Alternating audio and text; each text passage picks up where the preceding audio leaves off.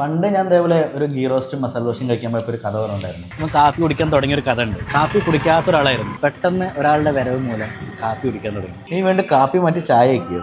ആർക്കാണ് ഒരു ചേഞ്ച് ഇഷ്ടമില്ലാത്തത്? അപ്പം ബ്രേക്ക്ഫാസ്റ്റ് സീരീസിന്റെ ഭാഗമായിട്ട് നമ്മളിന്ന് വന്നിരിക്കുന്നത് നമ്മളുടെ ഒറ്റപ്പാലത്തുള്ള കാവേരിയില്ല. അപ്പം നമ്മൾ കഴിക്കാൻ പോകുന്നത് അവരുടെ നെയ് റോസ്റ്റ്, മസാല ദോശ, ഓണിയൻ ഉത്തപ്പം.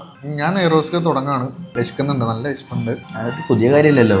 നെയ് റോസ്റ്റ് മുട്ടക്കലാണ് ആദ്യത്തെ ചടങ്ങ്. സൗണ്ട് കേൾക്കുന്നുണ്ടല്ലോ അല്ലേ? ആ ക്രിസ്പിനെസ്. ഈ മസാല ദോശ കഴിക്കുന്നതിന് ഒരു രീതിയുണ്ട്. ആദ്യം നമ്മൾ ഈ സൈഡിലൊന്നും കഴിക്കരുത്. ഈ നടുവത്ത് പാടില്ല, മസാല ചേർത്തിയ വേറൊന്നും ചട്നി ചമ്മന്തി ഒന്നും വേണ്ട. ഇത് മാത്രമായിട്ട് കഴിക്കും മസാല ദോശ. ആഹാ. അതുപോലെ തന്നെ ഇതിൻ്റെ ഒപ്പം കിട്ടുന്ന ചമ്മന്തി ചട്നി സംഭവം അടിപൊളി സാധനം കേട്ടോ. ഇതിൻ്റെ ഒപ്പം ഊണിയനും ഉത്തപ്പമാണ്. ഇത് നമ്മൾ ഇവിടുന്ന് സ്ഥിരമായിട്ട് കഴിക്കുന്നതാണ്.